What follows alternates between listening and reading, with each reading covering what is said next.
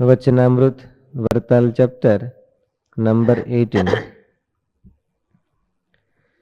સ્વામિનારાયણ હરે, સ્વામિનારાયણ હરે. સંવત 1882 મહાસુદી પડવાને દિવસ શ્રીજી મહારાજ શ્રી વરતાલ મધ્યે સંધ્યા આરતી થયા કેડે શ્રી લક્ષ્મીનારાયણના મંડપમાં ગાદી તકિયા નખાવીને વિરાજમાન થયા હતા ને સર્વ શ્વેત વસ્ત્રનું ધારણ કર્યું હતું ને પોતાની ચારે કોરે મંડપને ઉપર તથા હેઠે પરમહંસ સર્વે તથા દેશ દેશના હરિભક્ત સર્વે બેઠા હતા. લક્ષ્મીનારાયણના મંડપમાં ઘુમટ હોય એ બીજો મંડપ કયો કહેવાય? પ્રદક્ષિણા પછી એમાં છે ને ત્યારે તો પ્રદક્ષિણા થઈ હોય કે કઈ સાલ છે? 1882. 82 ના કયો મહિના? મહાસુદી પડવાનો દિવસ. બરોબર. એટલે 82 માં તો મારે જે પ્રતિષ્ઠા કરી હતી ને વરતાલ, કાર્તિક મહિનામાં પ્રતિષ્ઠા કરી, એટલે હજી કદાચ ને પ્રદક્ષિણાની તો બધી થયું હોય કે ન થયું હોય એવું હોય. ઉપર નીચે એટલે એમાં મંડપનો પડતાર છે ને, એટલે એની નીચેથી ઉપર એમ છે. પ્રદક્ષિણા છે એ હેઠી છે, એનીથી ઉપર પગથિયા ચડીને પછી મંડપમાં જવાય છે. પછી શ્રી દિવાલ કદાચ ને ન થઈ હોય, મંદિરની ઓલી બહારની દિવાલ ન થઈ હોય, કેવી રીતે હોય પણ એમ કે હેઠા અથવા હાવ હેઠે હોય. હાવ નીચે નહીં તો મંડપ ન કહેવાય. મંડપ પછી રૂપ ચોકી આવે, રૂપ ચોકી પછી હાવ હેઠું આવે.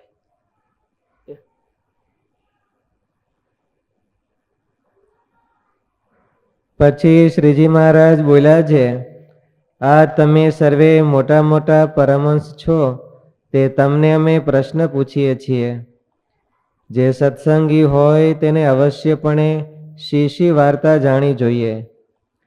કેમ જે તેને કોઈક પૂછે અથવા પોતાના મનમાં કોઈક તર્ક થઈ આવે ત્યારે જો તે વાર્તા જાણી ન હોય તો તેનું સમાધાન કેમ થાય? એમ પ્રશ્ન પૂછીને પછી પોતે જ બોલ્યા છે, લ્યો એનો ઉત્તર અમે જ કરીએ છીએ. જે એક તો આપણો ઉદ્ધવ સંપ્રદાય છે તેની રીત જાણી જોઈએ, તથા બીજી ગુરુ પરંપરા જાણી જોઈએ. તે કેવી રીતે? તો ઉદ્ધવ તે રામાનંદ સ્વામી રૂપે હતા ને તે રામાનંદ સ્વામી શ્રીરંગ ક્ષેત્રને વિશે સ્વપ્નમાં સાક્ષાત રામાનુજાચાર્ય થકી વૈષ્ણવી દીક્ષાને પામ્યા. માટે રામાનંદ સ્વામીના ગુરુ તે રામાનુજાચાર્ય છે ને તે રામાનંદ સ્વામીના શિષ્ય અમે છીએ. એવી રીતે ગુરુ પરંપરા જાણવી. અને અમે અમારા ધર્મકુળનું સ્થાપન કર્યું છે તેની રીત જાણવી. અને ત્રીજા અમારા સંપ્રદાયમાં અતિ પ્રમાણરૂપ જે શાસ્ત્ર છે તેને જાણવા. એટલે એક તો સંપ્રદાયની રીત જાણવી, બીજી ગુરુ પરંપરા જાણવી. અને ત્રીજા અમારા સંપ્રદાયમાં અતિ પ્રમાણરૂપ જે શાસ્ત્ર છે તેને જાણવા. તે શાસ્ત્રના નામ વેદ, વ્યાસ સૂત્ર, શ્રીમદ ભાગવત પુરાણ, મહાભારતને વિશે વિષ્ણુ સહસ્ત્રનામ, ભગવદ્ ગીતા, વિદુર નીતિ, સ્કંદ પુરાણના વિષ્ણુખંડ, મહેલું, વાસુદેવ મહાત્મ્ય અને યાજ્ઞવલ્ક્ય સ્મૃતિ. એ જે 8 શાસ્ત્ર તેને જાણવા. અને ચોથા સર્વે સત્સંગીના જે નિયમ છે તેને જાણવા. અને સત્સંગીના નિયમ જાણવા અને સંપ્રદાયની રીત જાણવી, તો એમાં બેમાં શું ફેર? પેલો મુદ્દો શું મહારાજે કીધો? સંપ્રદાયની રીત જાણવી. ફરીથી વાંચો તો એમાં પેલો મુદ્દો શું આવ્યો? એક તો આપણો ઉદ્ધવ સંપ્રદાય છે તેની રીત જાણી જોઈએ. ઉદ્ધવ સંપ્રદાયની રીત જાણી જોઈએ. પછી આ ચોથો મુદ્દો શું આવ્યો?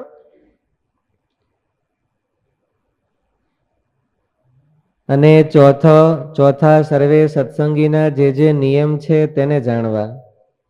એટલે તો એમાં બેમાં શું તફાવત આવ્યો? સદગુણ સ્વરૂપ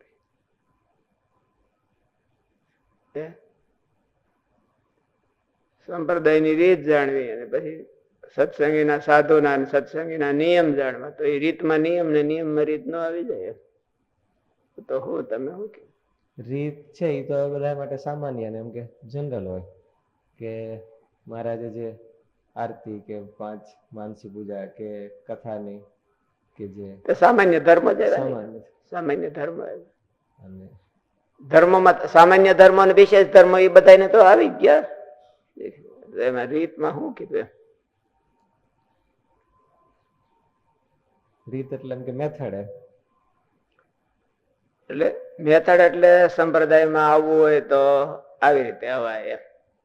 આવી રીતે કંઠી બાંધવાની અને આવી રીતે આશ્રિત થવાનું, અહીંયા આના માધ્યમથી આશ્રિત થવાનું અને રીત હોય. કેમ વૈષ્ણવોમાં હોય તો એને બ્રહ્મ સંબંધ લેવાનો અને આવી રીતે આવે ત્યારે વૈષ્ણવ કહેવાય, આમ કરે ત્યારે વૈષ્ણવ કહેવાય. એટલે સંપ્રદાયમાં આવવાની, કારણ કે ધર્મો હોતે લખ્યા એટલે એનો અર્થ એવો લાગે છે. નહીં તો ધર્મમાં રીત બધી આવી જાય કે સત્સંગીને આમ વર્તવાનું, સાધુને આમ વર્તવાનું, આચાર્યને આમ વર્તવાનું, એ તો ધર્મમાં આવી ગયું બધા. અને વિશેષ ધર્મો અને સામાન્ય ધર્મો બે માં આવી ગયું. બે ના વિશેષ ને સામાન્ય ધર્મ તો છે જ બધા. એટલે રીતનો અર્થ એવો કરવો પડે કે સંપ્રદાયમાં એન્ટર થવું હોય તો કેમ થવું, અને કોણ એન્ટર કહેવાય ને કોણ એન્ટર ન કહેવાય, કેના માધ્યમથી થવું, કોનું કેટલું મહત્વ, કોનું કેટલું નહીં મહત્વ. એવું કીધું ને કે સંપ્રદાય પેલા તો આપણો આ ઉદ્ધવ સંપ્રદાય છે એની રીત જાણવી અને ગુરુ પરંપરા જાણવી. એટલે ખરેખર તો ગુરુ પરંપરા એ જ સંપ્રદાય કહેવાય. એટલે રીત જાણવી એટલે બંધારણ. એને બે નોખું પાડવું હોય, બે હારે છે એટલે નોખું પાડવું હોય તો બંધારણ જાણવું પડે. આમાં પછી બહુ સ્પષ્ટીકરણ થયું નથી. તેની રીત જાણવી જોઈએ. એટલે સંપ્રદાયમાં પ્રથમ પ્રવેશ કેમ છે તો પ્રથમ એટલું લખી નાખ્યું છે એટલે એ રીત જાણવાનું કે ટીકામાં કઈ નથી કીધું. ટીકામાં કઈ બહુ નથી. ટીકામાં 4 જ વાના લખ્યા છે. 4 વાના ગુરુ પરંપરા અને સત્શાસ્ત્રો, હવોના ધર્મ અને ભગવાનનું સ્વરૂપ, એટલું જ લખ્યું. 5મો મુદ્દો જ નથી લખ્યો. આમાં 5 વાના લખ્યા છે. મૂળ વચનામૃતમાં જ ઓલું સુધા સિંધુમાં જ નથી લખ્યું. 4 મુદ્દા જ લખ્યા છે.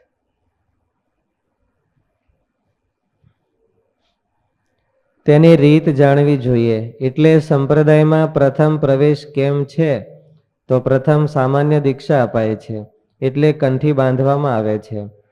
તે દ્વારા મહારાજની શરણાગતિ કરાવવામાં આવે. તે મોટે ભાગે સંતો દ્વારા અને ક્યારેક હરિભક્તો દ્વારા પણ બાંધી શકાય છે.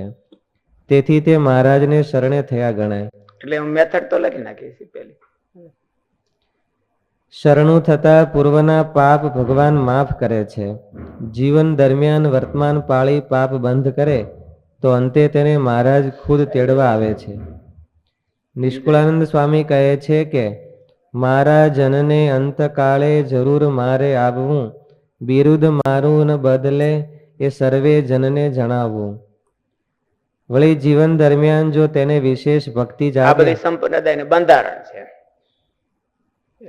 ભગવાને કોલ દીધો છે, આવી રીતે એન્ટર થાય છે, આવી રીતે શરણાગતિ કહેવાય. શરણાગતિનું ફળ છે એ ભગવાને વચન પાળે છે. આ બધી સંપ્રદાયનું જનરલ બંધારણ છે. એને જાણવું. એ જાણે તો એને ઈચ્છા થાય ને એમાં આવવાની. મહારાજના 2 વરદાન છે. મહારાજના 2 વરદાનો છે. પછી આ સંપ્રદાયના સ્ટેજ છે. ભાઈ સાધુ દીક્ષા છે, હરિભગતની દીક્ષા છે, આચાર્ય છે, એવી રીતે બધી. કોનો શું રોલ છે એ બંધારણમાં આવે, કોના શું નિયમ છે એ નિયમમાં આવે. કોનો રોલ શું કહેવાય. વળી જીવન દરમિયાન જો તેને વિશેષ ભક્તિ જાગે તો વિશેષ દીક્ષા લેવાય છે, જે મહામંત્ર સહિત આચાર્ય પાસેથી લેવાય છે. મંત્રો 2 મહામંત્રો છે એ બધા એ બંધારણમાં આવે. તે સદા મહારાજને સમર્પિત ભાવથી રહે છે અને તમામ કાર્યકલાપ કરે છે. ભગવાન પરાયણ રહીને જીવન જીવે છે. સાકાર ભગવાનની ઉપાસના ઇત્યાદિક સંપ્રદાયની રીત છે તે જાણવી. રીતભાત જાણવાથી આચાર શુદ્ધિ વિશુદ્ધિ જાણી શકાય છે. બીજું, ગુરુ પરંપરા જાણવી જોઈએ. મહારાજ કહે છે કે કેવી રીતે? તો રામાનંદ સ્વામી ઉદ્ધવના ભાઈઓના જુદા બધી વ્યવસ્થા, એકબીજાને બીજો જાજો કનેક્શન નહીં, એ બધી રીતભાતમાં.